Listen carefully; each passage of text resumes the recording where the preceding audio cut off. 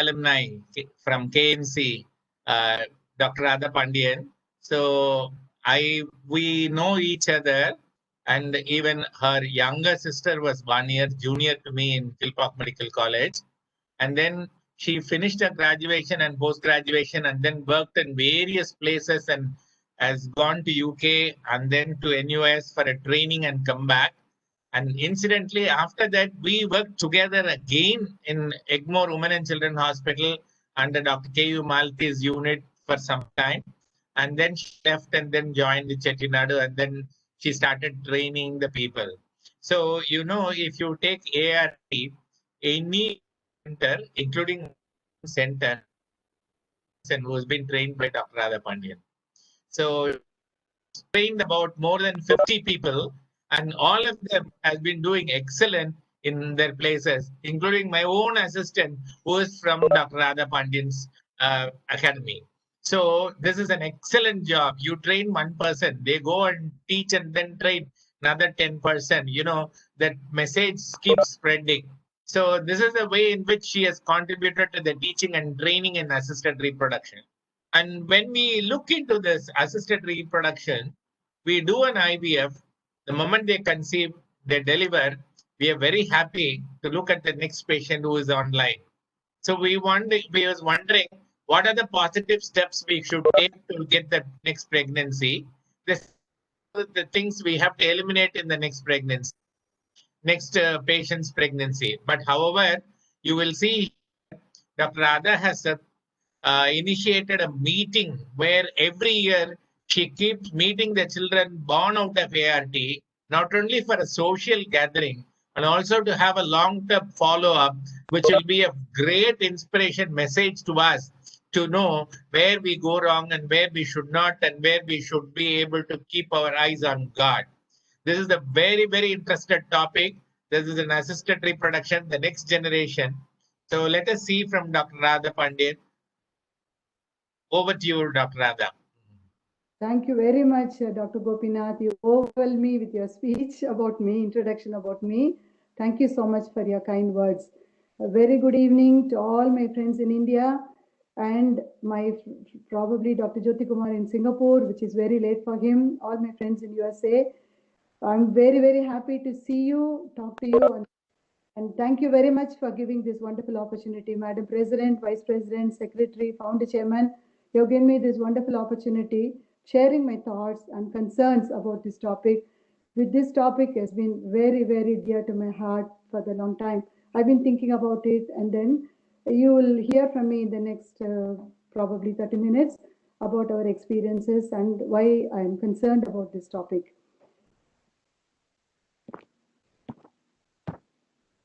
History is born.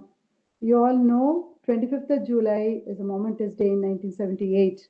You see the trio here, Robert Edwards, Patrick Steptoe, and Jean Purdy, the trio who struggled for over a decade for the creation of this bundle of joy they are holding in their hands. And most of us are fortunate in having our own spontaneous conceptions. Infertility is a felt need, biological need or urge for most of us. But some of us are not able to conceive for due to some reason or other, nature lets us down. Leslie Brown was one such patient where she had a bilateral tubal problem because of tubes were removed due to ectopics, and she was told she had only 1 in 1 million chance of conceiving a baby. Robert Edwards, when he counseled her that it is virtually impossible, she said, "I'm prepared to take the risk." So there we see this medical miracle of our eyes, Louisa Brown, Leslie Brown, and Dr. Robert Edwards. Silently, all these, when this was announced to the world and all over the world was celebrating the news, silently there has been some work going on in Calcutta, in one hospital, Calcutta in India. Little did we know about it. Dr. Subhash Mukherjee, Dr. Subhash Mukhopadhyay was quietly doing a work far ahead peers in UK. He did an ovarian stimulation. He created an 8-cell embryo. He froze it and he transferred the frozen embryo. And 3rd October 1978, the same year the first world baby was acknowledged, So quietly, the world's second test tube baby was born. They gave a name Durga, but his name is Kanupriya. And his work was not recognized at that time. He was ostracized, condemned, and transferred. This drove him to much frustration and despair. He committed suicide. But then this scientific feat was later on brought to limelight by Professor T.C. Anandakumar, who made a stupendous effort to dig all his handwritten notes and manuscripts, and Kanupriya was brought into the world. And we are very proud to say this was a milestone in India's reproductive medicine. And you can see a joyous, very happy Kanupriya celebrating her 40th birthday with Sumit Kumar Mukherjee, who worked with Subhash Mukherjee as an embryologist. Since then, ART has been on the move. ART has come to stay here because we definitely need ART for some undisputed conditions. Worldwide, you can see in this data, 2017, more than 8 million babies have been born. And the bottom line, you can see in 2019 Human Reproduction Report, Europe has reported 2 to 6% of births are all due to ART. You see the next pie chart next to it, you see a lot of fractions, and the greatest fraction, the green one, is Asia Pacific region. Unfortunately, reporting is so bad, we are not able to get much thing. And this 8 million baby, this report has been there in the editorial of RBM Online in 2019, and he has acknowledged that he wished that Asia Pacific region will come out because they assume probably more than 400,000 births or ART are happening every year, and they wish a registry can be formed, and then this reporting can be done by this Asia Pacific country. And this slide shows you the global preference of infertility. Infertility is there everywhere, developed and developing nations. And you see, the India has got a big chunk. And here we have some issues. There is no national registry. Compilation of data has been very difficult. Laws and regulations only now. We had a guideline in 2005. Now the bill has been introduced in February 2020. Let's hope it marches forward, and we get this national registry and regulation of clinics. And of course, we have a lot of cultural, religious issues. Infertility is a very big social taboo amongst our couples. And prevalence of infertility, 22 to 23 million infertile couples. And this NFHS data, compared to third and fourth, we have the child fertility also has come down. So the infertility has become a great among Indian couples as well. So what we see here is the marching of the ART. IVF, which was started as only for tubal factor initially, in a natural cycle, in fact, the very first cycle was natural. It has moved on. We are very happy to note a lot of progress has been happening in this world. So this is now the serendipitous discovery of ICSI in 1992 from Belgium has brought a real boon to all severe male factor infertility. And then there are a lot of ramifications that happened in ART. ICSI has come for most of the indications, and we have got many adjuvants from the pharmacological aspect, from the laboratory aspect, the infrastructure aspect. So we have got many adds-on which are happening, and we are very happy about it. Very happy. There are so many advances. But why am I bringing this subject? Please look at this slide for a minute. This slide is a beautiful slide showing the transgenerational effect. This slide shows an endocrine disruptor chemical exposure. This is a non-gestating female or a male. And you see the next one is a gestating female, but then the offsprings are already been exposed. That is the F0 generation to F1 generation. And you see the next two slides, F2 and F3, already showing effect of generation. So this is not going to stop with one generation. It's going to go on. So this is as far as the animal experiments. What about the humans? We have heard from the past. We cannot forget the diethylstilbestrol exposure, which was used mainly for pregnancy losses. And then they came to realize the girls, these women, had genital abnormalities, and a lot of girls started developing vaginal tumors. But then this was also noticed in the boys as well with genital abnormalities. And later on, it was extrapolated even to the grandchildren. So all of you, I'm sure, would have had this HSG. So sometime or other, you would have had this sort of a T-shaped uterus. This compromises the capacity of the uterus so much that this woman is certainly going to have reproductive problems later. There's another big tragedy was from thalidomide exposure. This was taken for morning sickness by an Australian obstetrician, and it was widely spread across the world. But then they didn't realize this such a simple thing would cause havoc among children. Many children were born with severe limb abnormalities, phocomelia, and this is a unbelievable tragedy in mankind. At this time, we also have to remember David Barker. David Barker was the one who proposed the hypothesis: poor fetal nutrition, early life intrauterine nutrition can lead up to early onset of adult. And Barker, how did he arrive at this hypothesis? He was noticing a high incidence of cardiac disease in a particular part of the UK. And then he was very, very curious about why this is happening. He went and birth and death records of these people, because the advantage here is a national registry. Everything is registered. You could go back and most of us don't have our birth certificates. I didn't have one. I was looking desperately for this. I couldn't trace my birth certificate. So this sort of a record is so vital, and he could trace easily. They're all from a poor area where economically deprived. So intrauterine nutrition is a great problem, and that is why this led to the onset of cardiac disease later on. So this has given rise to the concept of thrifty gene hypothesis. So when there is nutrition deprivation in utero, the genes are adapting themselves. So they are programming the organs to suit the intrauterine something is coming here. So intrauterine abnormality, intrauterine nutritional deprivation, the organs are formed in such a way they are adapted only to this sort of a nutrition.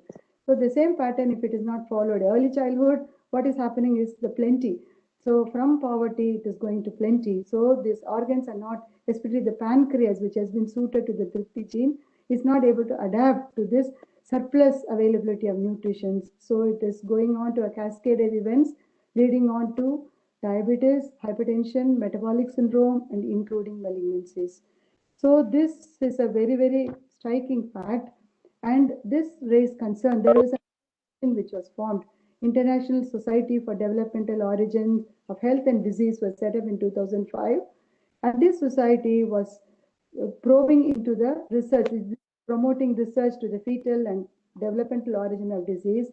Naturally, this brought light that when intrauterine nutrition can be the trigger point for adult disease, what about extrauterine manipulation?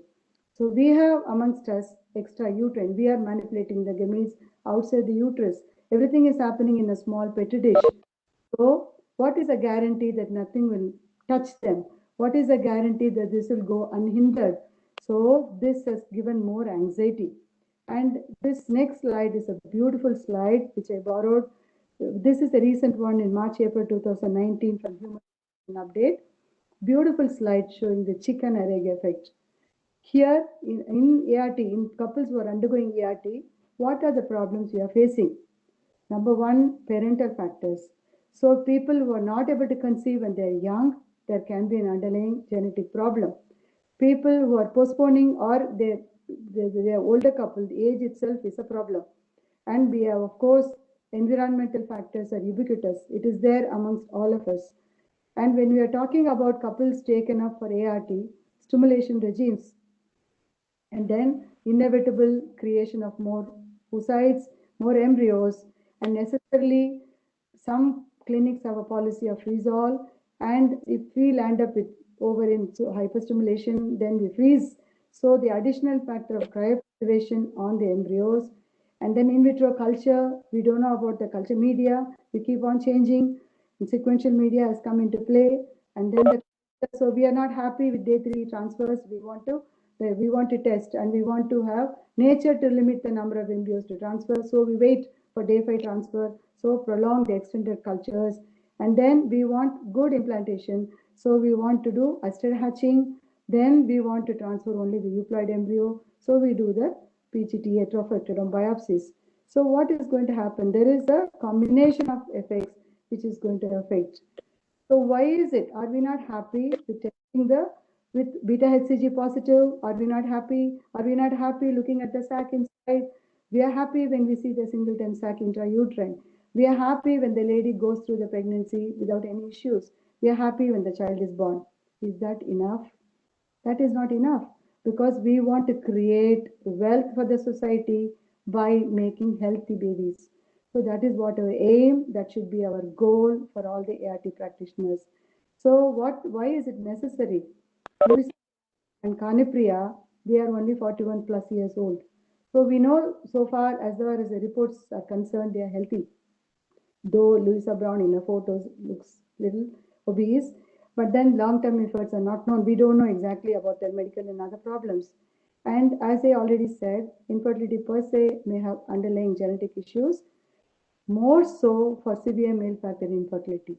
We all know that there are some fractions of male factors have Y chromosome microdeletions, which are responsible. But then when we talk to the couple and say, why don't you do the genetic testing? Most of them, or almost all of them, are unwilling. The first question they'll ask you is, can you reverse? If you find a deletion, can you take off that? So when we say it is not possible, then they're not interested. They say, all I want is a baby. Let me see. What about the reproductive? Supposing the child is infertile, they say, no, we'll see it later on. So most of them are untested. So we don't know about the chromosome deletions.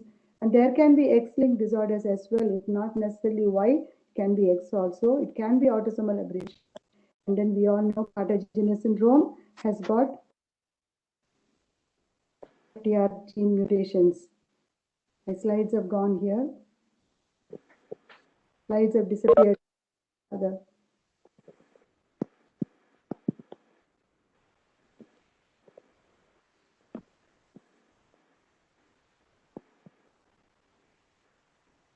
I'm sorry, slides have disappeared.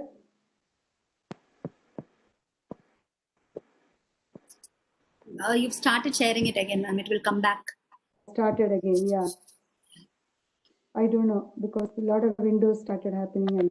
And so this is my concern. So these issues, and then as I already said, many pharmacological agents, neotechniques, many techniques are not evidence-based, but then they are popularity-based, and they might have an effect. And at this point, I request all of you to please look at the HFEA guidelines. The recent guidelines has shown a beautiful traffic light pattern. They've taken up 10 agents which are used in the ART in current scenario, and they wanted them as red, amber, or green. So surprisingly, you will know none of the factors scored green from them. So most of them red or amber. Red is do not use at all, do not recommend. Red is not for routine use because not much evidence based. So this is the scenario of all the adjuvants. My colleague, Dr. Geeta Bhupesh, has done a beautiful review paper on this, and she's already published it. So most of the pharmacological agents and the infrastructure and the embryological aspects of adjuvants, not evidence-based. And then we also have older couples at marriage, and people are trying to postpone conception. There are other priorities. And many, surprisingly, the big companies have promoted social oocyte banking. So infertility, they feel that infertility can be retrieved at any time. So postponement of childbearing. So as a result of comorbidities later on coming up along with pregnancies, increased obesity, which is a global pandemic. So now, in addition, COVID-19 is attacking. One of the biggest comorbidity in this scenario is obesity. India is scoring very high in this pandemic, also obesity pandemic also. And national funding is not available in many countries. The couples bear the expenses. All the more reason we have to give healthy babies so that the financial burden is lessened. So what are the concerns we are talking about? When we follow up the babies, we are focusing on these areas. Perinatal outcomes, there can be compromised.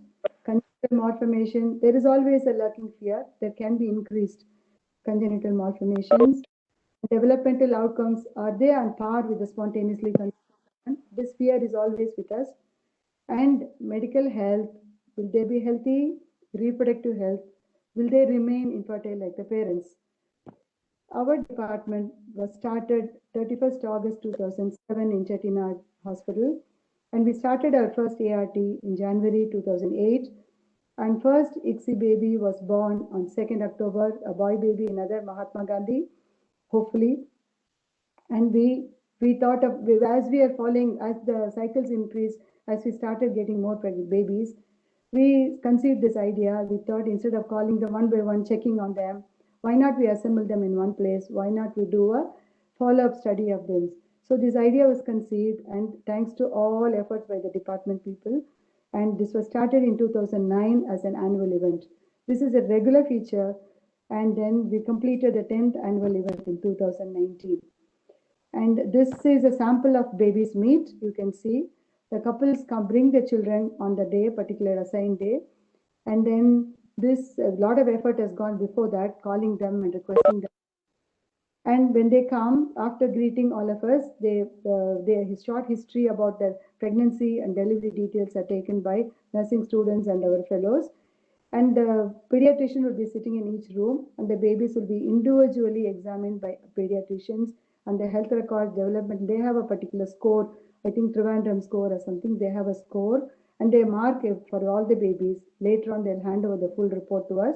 After the completion of the pediatric check, the babies all will be taken up to a lecture hall where we all assemble, and we invite referring doctors in turn to be the special guest along with our administrators, and other specialty the consultants and other staff members are also present. And the children, the important part, the highlight is showcasing talents by the children. This is the most enjoyable event we all of us have had. My memories will be green forever with this, because we enjoyed this display of the skills by the amazing skills by the babies, and this is a visual treat to everybody. In fact, during the last 2019 10th year babies meet, there was a surprise visit by the visiting UGC team. And the UGC people chairman, when they came up and went, when he saw the baby's performance, they were really spellbound, and they were so happy. Openly they commended, and then they said this is a unique event in the country, and they applauded. They gave such wonderful remarks about the whole thing. We are so happy, and you can see Professor Uma Code sitting at the far end, and she has been instrumental in following the pediatric evaluation. The special guest and the babies boldly coming up, and then many things on stage. So I must confess, my number of ART cycles are not as high as other. And the babies, number of ART babies, babies born also, this number is not a number. We see confirm the pregnancy, and then we refer them back to the referring gynecologist or to the obstetrician of their choice, or to our obstetric department in Chettinad. So some of them keep in touch with us, they come and inform us. And we had a lot of patients from abroad, all over, so many countries from all over the world. They came to us mostly for this infertility. We had a couple from Iraq, Canada, a couple from Australia, Singapore, Malaysia, and we had from UAE, so Canada. We had so many couples, and then once the treatment is over, once they confirm pregnancy, they all go back to the countries, and some of them keep in touch with us, emails, they mail us the photos and all that. We don't have an absolute record, so some people, they dissociate with us. They don't want to be associated with the ART, with the label of ART. So the number is not, that is what this number is not the exact number. And then the total number of children followed the pediatric evaluation have been 138, and last year 30 children. And we also persist on the phone interviews. So we try to do as much as we can to ensure these children are doing well. And we wanted to see the literature say regarding the perinatal outcomes.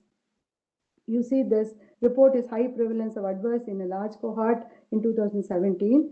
But the Swedish registry, which has got a long track record, 25 years of follow-up, and they say the complications have been declining. So probably because in Europe, the policy of single embryo transfer. So they attributed to the singleton births, and then they said adverse outcome could be solely due to multiple twin pregnancies. So it is not because of the ART. So when we saw our babies, and one of the fellows, Dr. Manimallar, did a beautiful summing up of the 5-year study, and she published this paper also.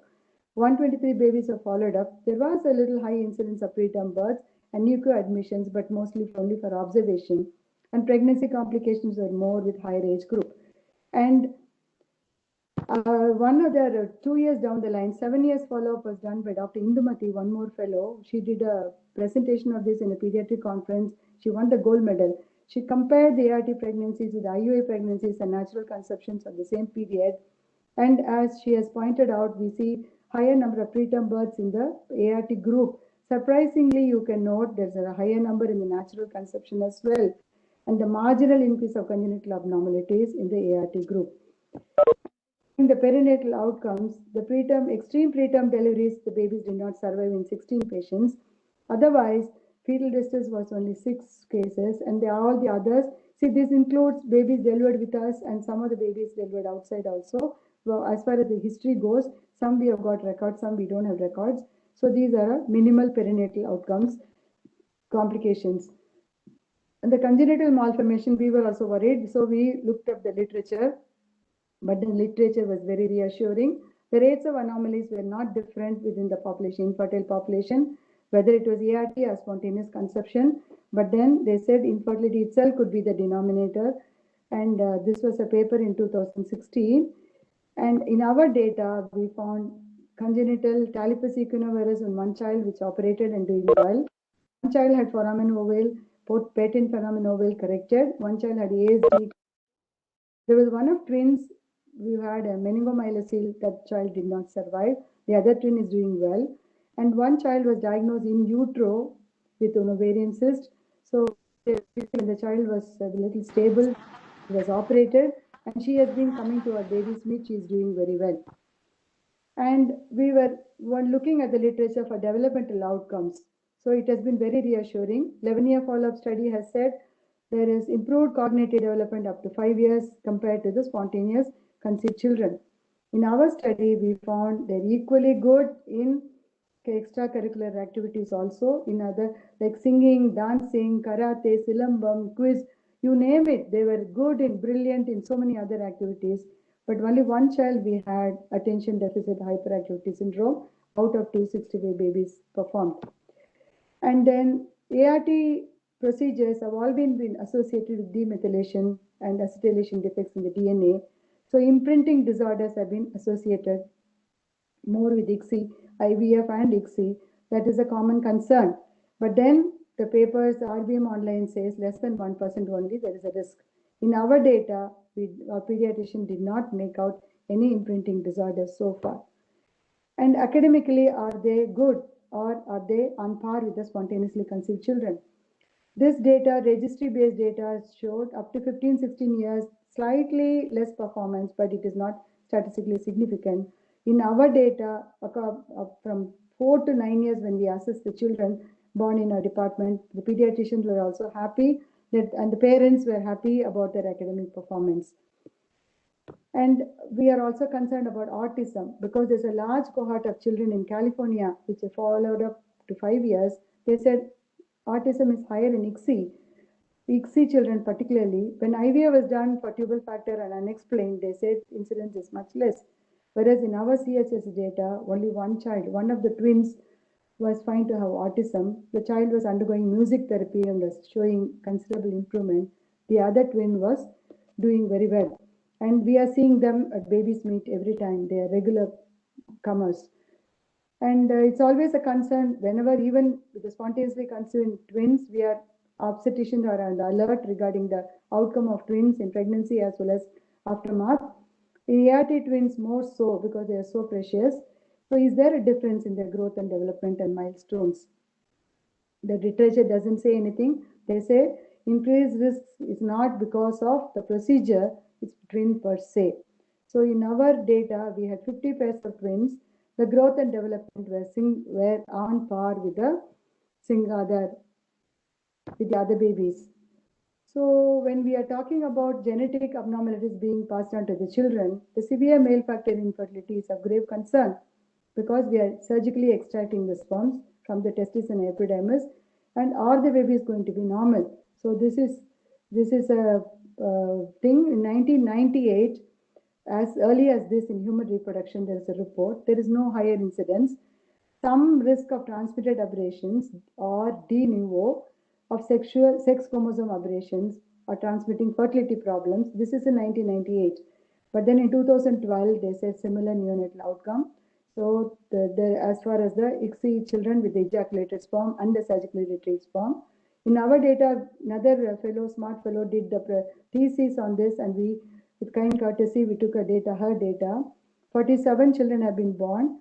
Clinical pregnancy rate was approximately about 30%. No birth defect has been found out from all these surgically retrieved sperms.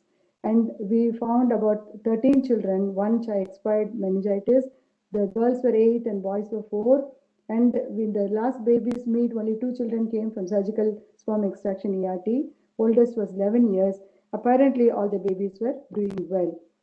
And we had the last 10 years, 9 cases of retrograde ejaculation, and we retrieved the sperm from the bladder. All the 9 of them had the diagnosed condition, but 4 of them didn't come back after the diagnosis. They didn't want treatment, they disappeared. And of the rest of them, 2 couples insisted on IUI because the sperm retrieval was so good, and they didn't want to go through ART. But then the IUI didn't pay at all, so results were negative. ART 3 cases were done, 2 were positive, and singleton babies have been born, and they have been doing very well. We are following them at the baby's meet. And as I already said, frozen cryopreservation, is it an additional risk for the babies? So the Abha Maheshwari has done a lot of study.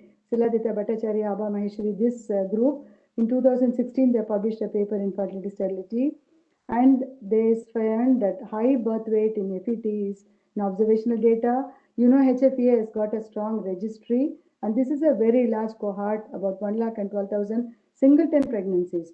They say even singleton pregnancies, high birth weight. So she was raising concerns about a lot of things. And our data, fortunately, our numbers are not very high.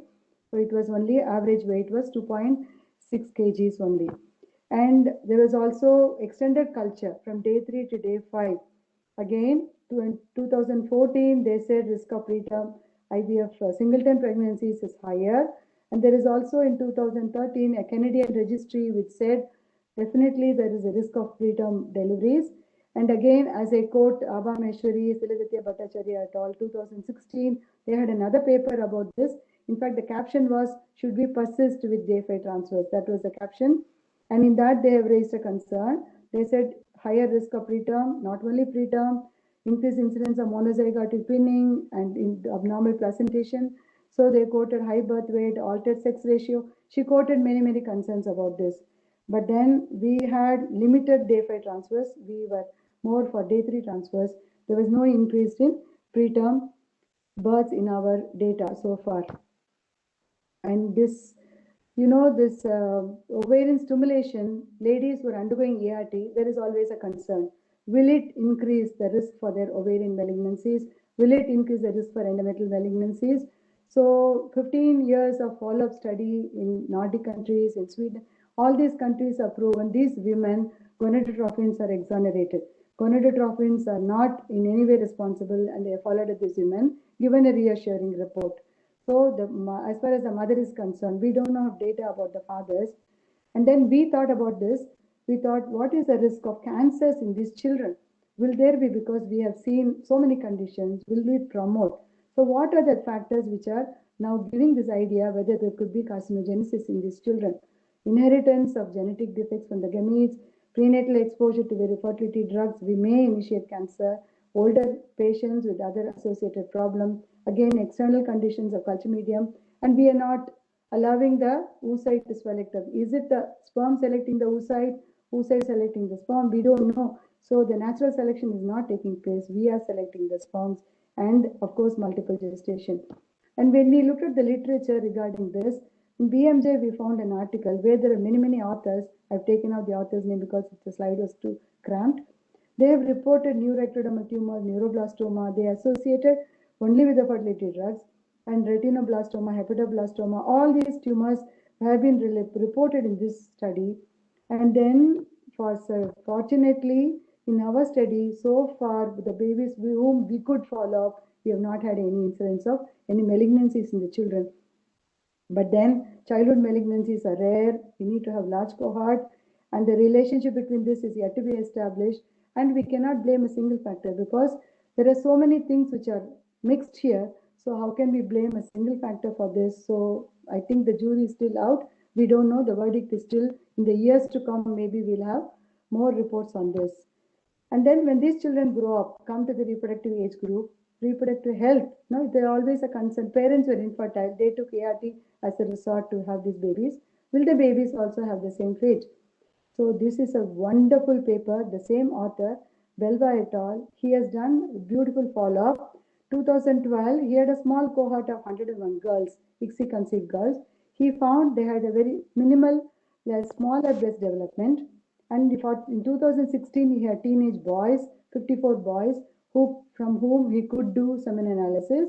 And his opinion was slightly low mean concentration of the sperms. They have 17.7 million, which is still a fertile range according to WHO 2010 criteria. And 2017, he followed up the girls. He said the ovarian reserve as far as AFC and AMSH were normal as and par with the spontaneously conceived girls. And he had some these boys getting into young adulthood were more likely to have, he predicted, low inhibin and then high FSH level. But then these are not absolute.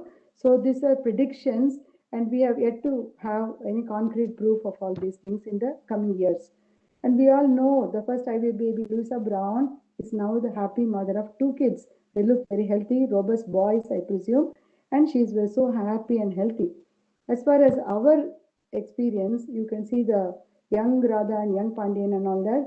So this photograph was a publication of a report. This is very special because we had a sperm frozen for the ejaculatory problem for more than 3 months. Then we used this for a ART for a girl, and she conceived twins, boy and girl, and looked after the pregnancy. I delivered them vaginally. Boy and a girl were born, and because we are associated with them for a long time, they have been constantly in touch with us. So they grew up well, and they both are graduates. And the girl got married. I got the invitation. I was in the USA. And now she is the happy mother of a healthy boy, spontaneous conception, vaginal delivery, healthy boy of 3 years. So that is the only report I have of our study. And the other children are yet to come to the reproductive age group. So summing up, I feel perinatal outcomes, we are reassured now. Not much in IVF, but the confounding factor is multiple births. So the lesson here is right of multiple pregnancies. And regarding the sperm source, not much of difference. In developmental outcomes, no difference in the physical, cognitive, or psychological outcomes. But then education level, we have to take the background of the parents also. Regarding the medical health, our babies also is doing so well, but only one child, 60-born child in 2010, that girl had become 3 years on her, she's in pyelonephritis, she ended up with renal failure. At 8 years, she had a renal transplant. Mother came at 9 years and she told me, when she was 9, mother came and told me after the transplant, she's doing very well. So, don't know about this, we are ready to follow on. Imprinting disorders, slightly increased autism. So all these things are in the thing, but because our small cohort, we cannot conclude. And we have not seen much of birth defects. Reproductive health, again, sample size. And this is another study which is, I motivated a MD pediatric girl in the department to follow up IVF babies. She had chose 50-50 she could follow up. These are her slides. When you look at the gestational, of course, naturally preterm births are more among the children. And when you see the second slide, milestones, you see surprisingly the milestones are much better in the IVF group than spontaneously conceived. No hearing defects she had at that point also. And postnatal issues, the postnatal issues are much more like jaundice, more in the naturally conceived. whereas the ART conceptions were doing much better.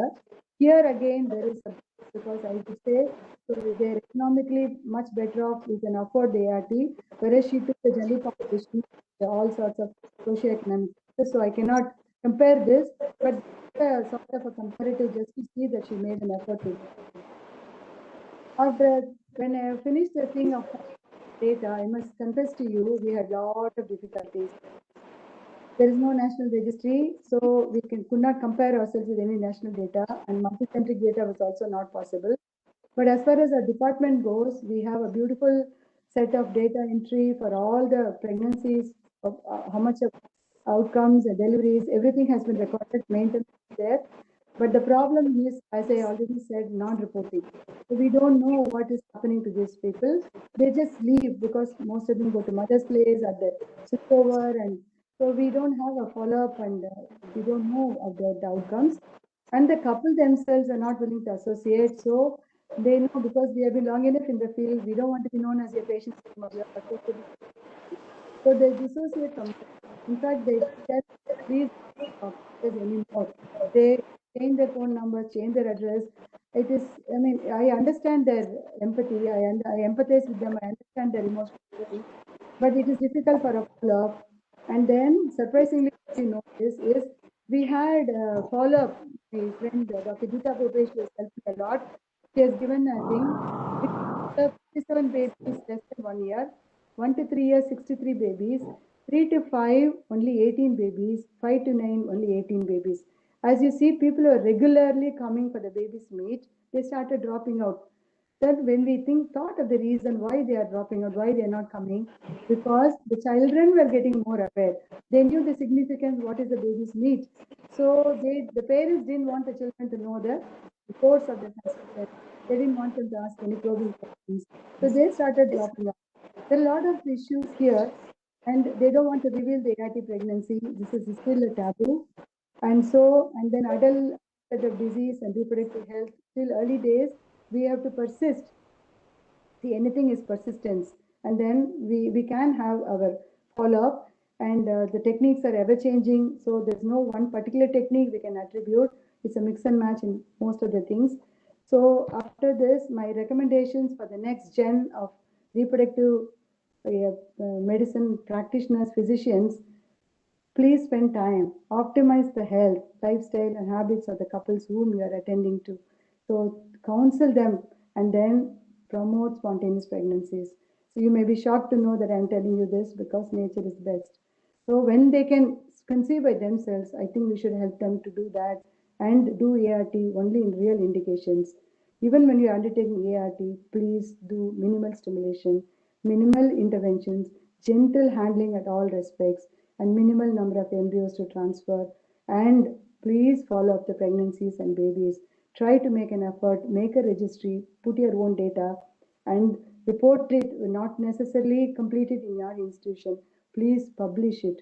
Because when I was looking at the literature, I could do enormous literature from the Western world. Indian data was only one literature. We could not, publications were so few. So 5th year we have published.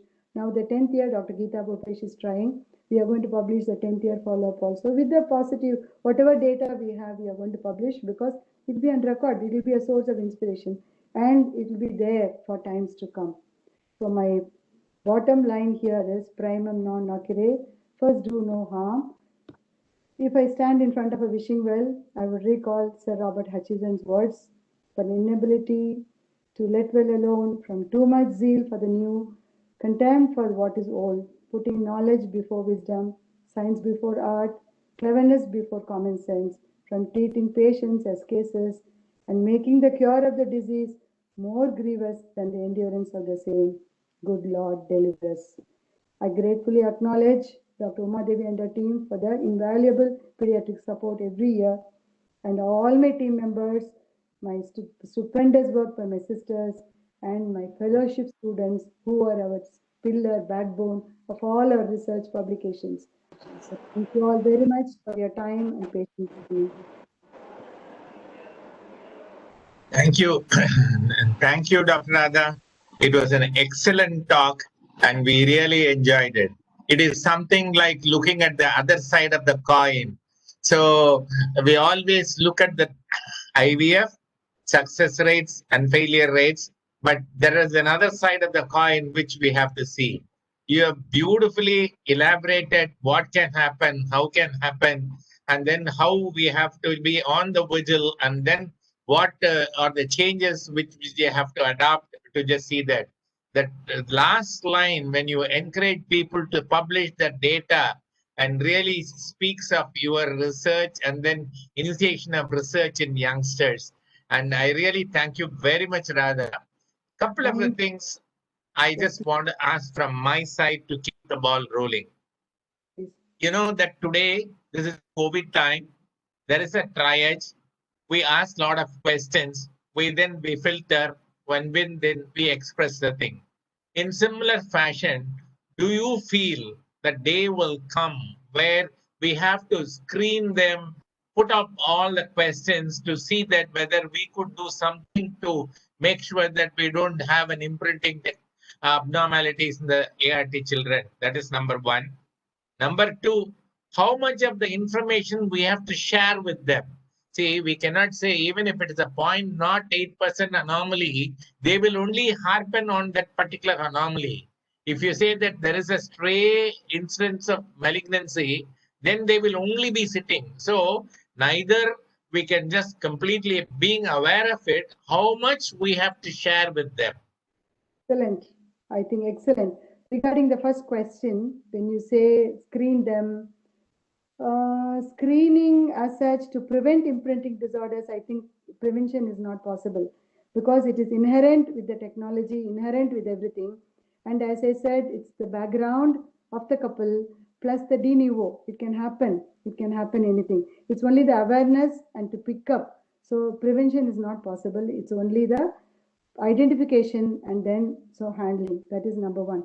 Number two is how much we can share with them. In fact, this is a point of real challenging question because initially when we are doing laparoscopy in Apollo, we take because there is no printed form. So we have to write down everything in the case sheet and take the thing.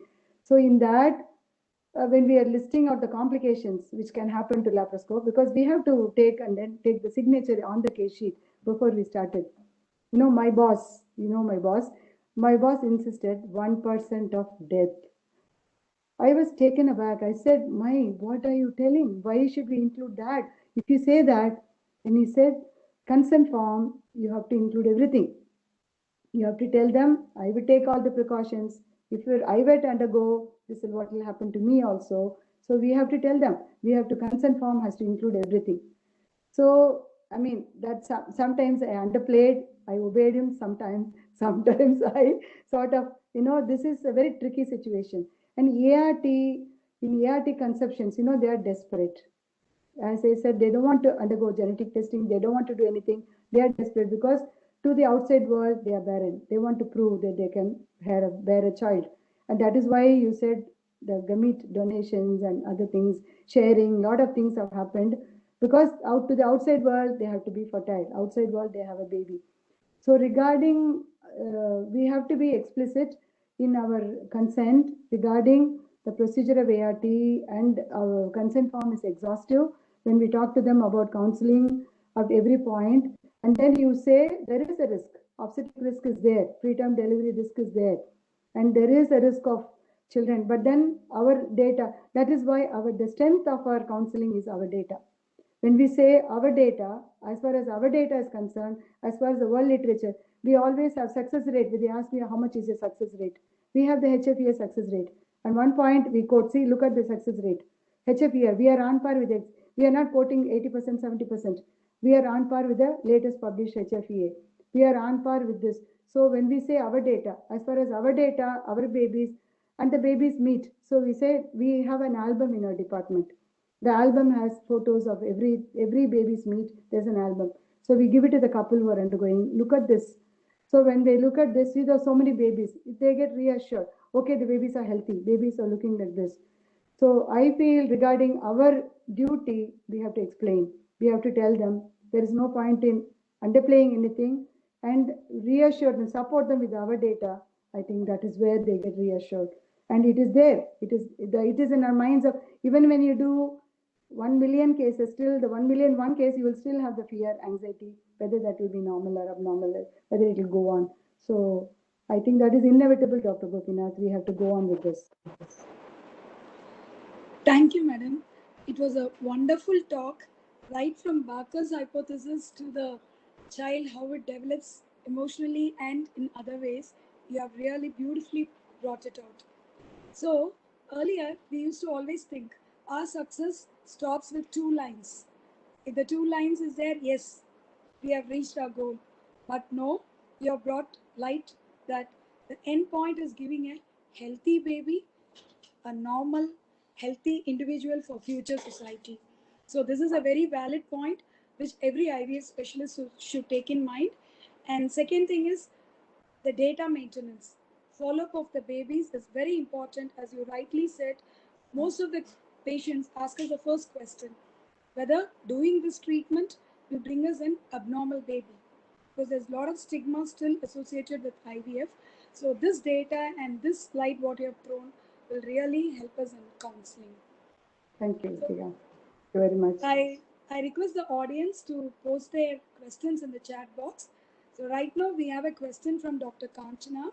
She wants to know whether there is a difference in the outcome in the babies between a frozen and a fresh transfer. As far as literature goes, as I've already told, literature says that the Abha Maheshwari paper is a beautiful paper, 2016. Please go back and read that.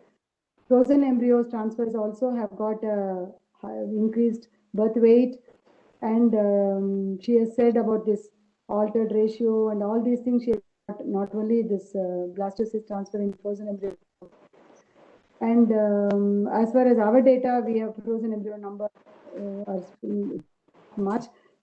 Our data has been, but you have to keep in mind that you have to follow freeze-all technology. That is why I brought the point routine freeze-all, because some centers claim routine freeze-all and transfer in the non-ART cycle is the best, and they do it as a policy. I think all that has to take a step back, think about it, read more, and then follow, because nothing is 100%. There's no categorical statement in this. It's only a follow-up, and concerns have been raised. And the alarm has been rung. So you all have to have a thing and find out and follow up. If you are in the habit of doing this, follow up your babies and see. There is, because you are coating the thing with a cryoprotectant. There's a chemical, and you are lowering it to minus 196 degrees centigrade, -1. So on then this is frozen state, and you're thawing, so using another thing to thaw. What is a guarantee that this will not hamper anything? What is a guarantee that, so we know that survival is good. So it's a minimum. So whatever looks to you appearance is not going to be the same. So that it's good, implantation is good. So all implanting embryos, as you have seen, all implanting embryos are not implant embryos. All implanting embryos are not going to be healthy. So you don't know. That is why the baby born at that thing, healthy, full term, good. But then still more to come. That is why the long-term follow-up. It is not a short-term. It is not, that doesn't end with pregnancy, doesn't end with the delivery. It is a long-term follow-up. So the world has to keep on going. It is beyond my time, and probably even your gen. This has to go on for gens, many gens to. I think only then we can be, all of us can rest assured that this is a safe procedure. I mean, as far as the present data are concerned, fairly safe, but then we don't know still. There are a lot of things which have been raised from many angles. That is why I covered many aspects. So it is not one particular thing. It's not the physical abnormality alone. It is a growth and development. It is a cognitive level. It is an education level. The many levels are there. Then reproductive and their children. So what I quoted is just few examples. So Kanchana, it has to go through long. So as far as things, results are good with frozen embryo transfers, but outcome, I don't know. You'll have to tell me. You'll have to tell your next gen. You will be telling your next gen, your grandchildren, all those things. I think it will be a long term. So it doesn't stop with one gen.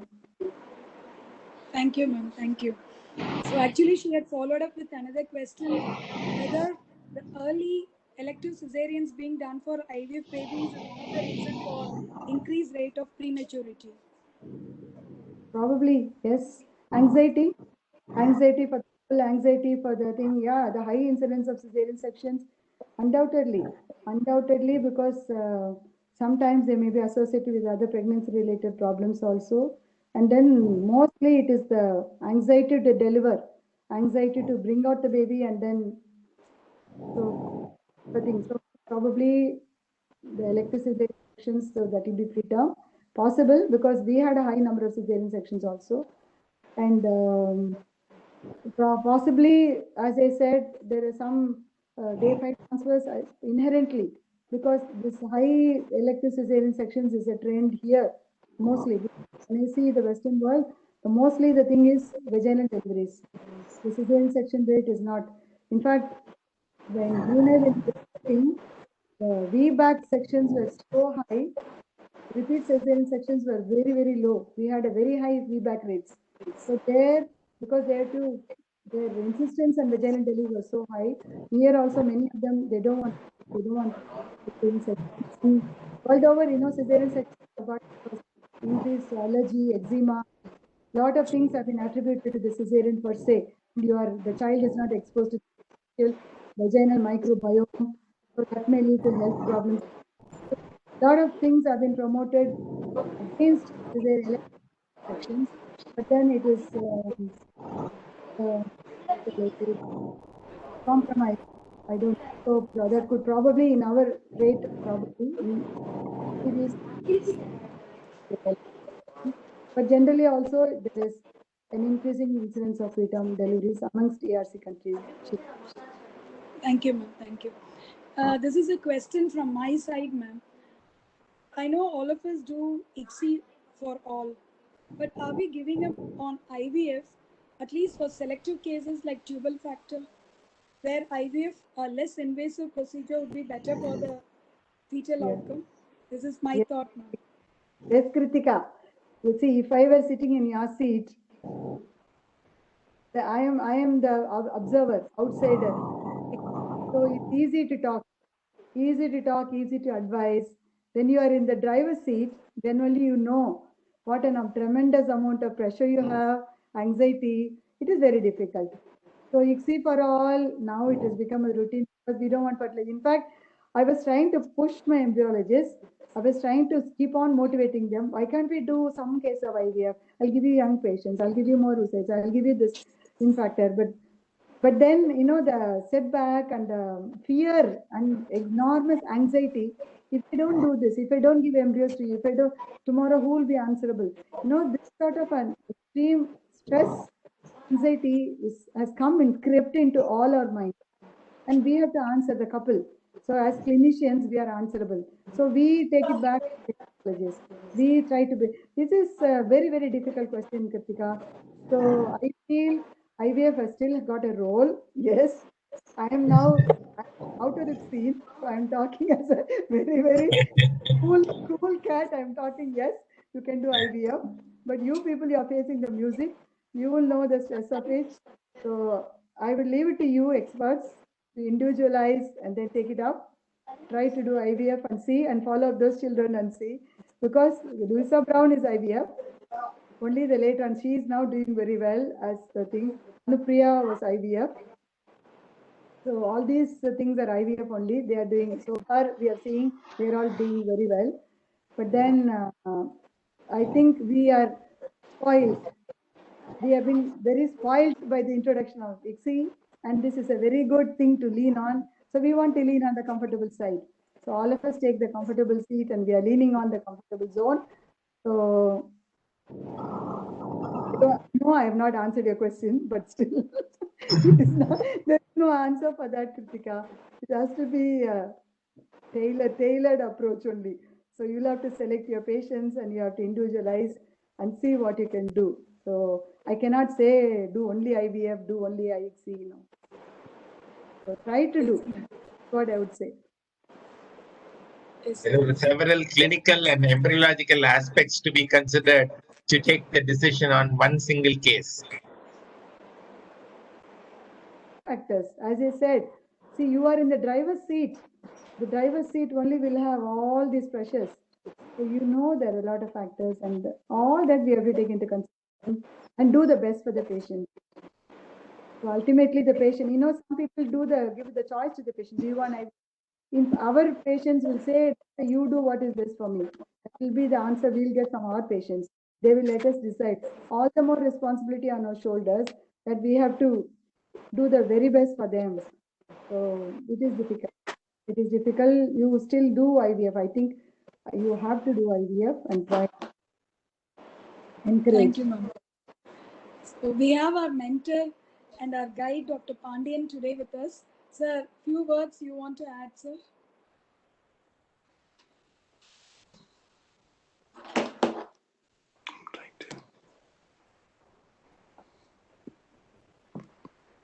Can you hear me? Yes, sir, we can hear Okay, you. sorry, I was not sure. Can I see also, Anand? Can I Okay, see you also, Anand? sure. Can you see me now? No, not yet. No. Not yet. Yes. Yes. Vanakkam. Vanakkam. Vanakkam to all of you. I think all of you did a great job. Starting with Dr. Puvitra, who started the program, Dr. Gopinath, who chaired the session so beautifully, and Dr. Kritika Devi, who also co-chaired and had wonderful questions. And Dr. Radha, as usual, is unstoppable, not only in her talk, also in her discussion. I think it is a wonderful session. And I think you mentioned, I think we must do a follow-up. That's, I think, most important. Of course, Kritika's critical question, she tried to dodge. But there is a place for IVF. Yes. There is a place for IVF if you have the courage to do IVF. It's as simple as that. I'll just quote Professor Edwards. We were having dinner at India International Center. Professor Anand Kumar, me and Professor Edwards. I asked him about progesterone those days. This is before GnRH became so popular. I asked him, do you need progesterone for all IVF pregnancies? He said, there is no scientific rationale for it, but nobody has the courage to stop it. That's exactly what's true of IVF. Yes, definitely IVF has a role if you are willing to take that 1%, 5%, 10% of fertilization failure. So I think if you have courage is enough to accept that there will be fertilization failure, even in the least expected patient. We have had this problem. So otherwise, I think it's going to be ICSI for all is what's happening all over the world. Some countries have only ICSI. Some countries have 70%. Today, 70% is the incidence of ICSI world over. 70% is not the incidence of male infertility. So we know that people would keep trying in literature, in conferences, there is no place. But the reality is that you are in the driving seat. As she beautifully said, you are in the driving seat. If you're willing to face your patient tomorrow with fertilization failure, fine. But I agree that it's been a wonderful seminar. Most important thing we need to do is follow up. Another important thing is to publish. We have so much data, so much data. In fact, I really don't know how we have so much data in our own department, how to push people.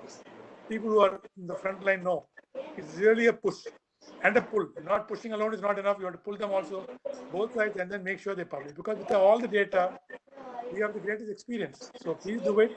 And I really enjoyed the seminar and the wonderful talks and the wonderful interaction.